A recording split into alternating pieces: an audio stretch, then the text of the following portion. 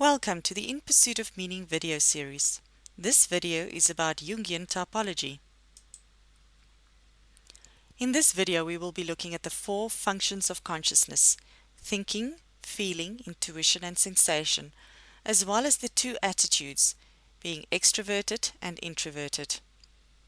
Thinking and feeling are both rational functions, whilst intuition and sensation being the irrational functions.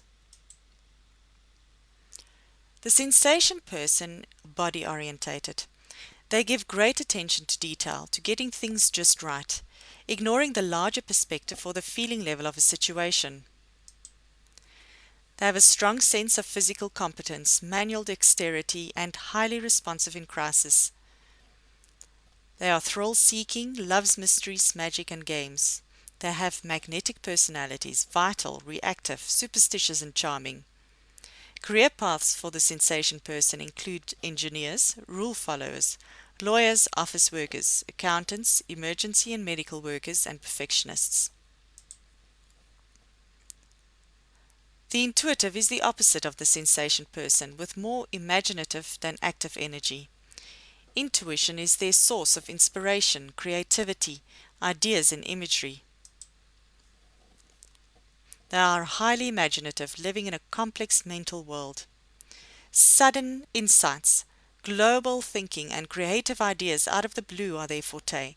They believe in destiny and spirituality. They're charismatic and inspirational, but they cannot structure time. They get carried away, disregard consequences. They are excessive and very communicative.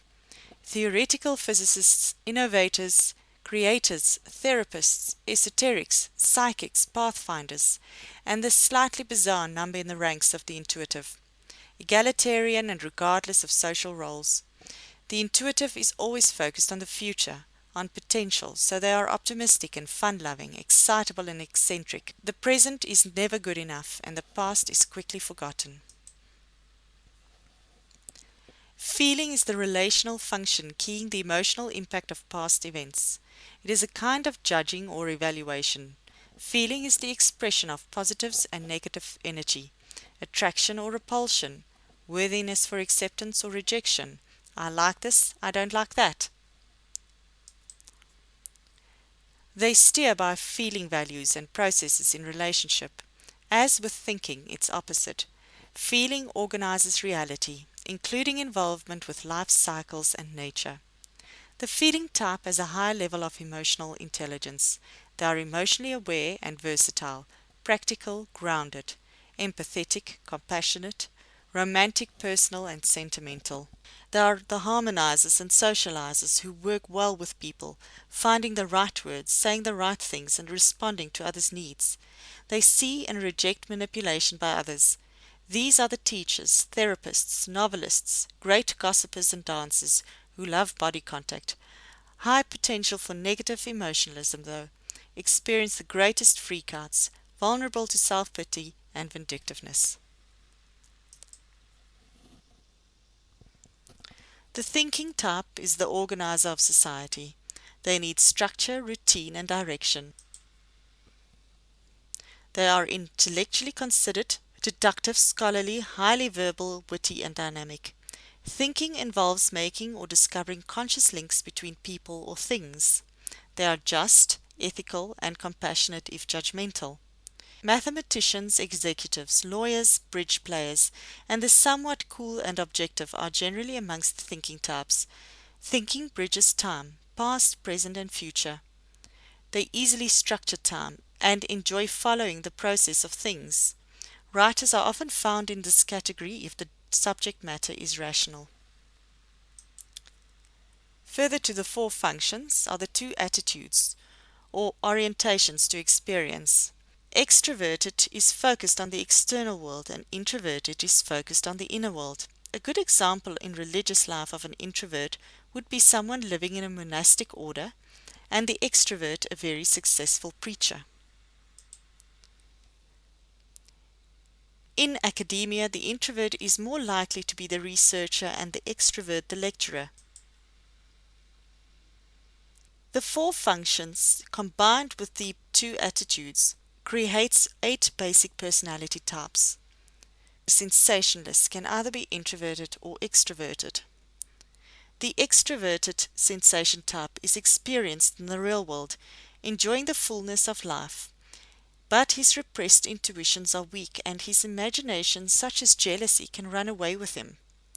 The introverted sensation type struggles to express what his intense senses convey. Quick inner but slow outer reactions to stimuli make them appear slow. The introverted intuitive and the extroverted intuitive. The extroverted intuitive type sensation is suppressed so the promise of possibility and new ideas can be perceived, but they neglect the body's physical needs. The introverted intuitive type is a mystical dreamer, eccentric or artistic, trying to shape a new view. The seer, shaman or poet in touch with unconscious processes, but they have difficulty controlling appetites and noticing the needs of the body. Extroverted feeling and introverted feeling types. The extroverted feeling type evaluates situations by their pleasantness and acceptability. They have good relation to and evaluation of outer objects, and usually a conventional choice of partners and friends. The introverted feeling type is silent and inaccessible. Although they might get along socially, inwardly they may be superior and critical and depressed. Extroverted thinking and introverted thinking type. The extroverted thinker seeks to align his life activities and objectively thought out conclusions. He takes a definite stand, clarifying order in the outer world, but has invisible high ideals which are introverted.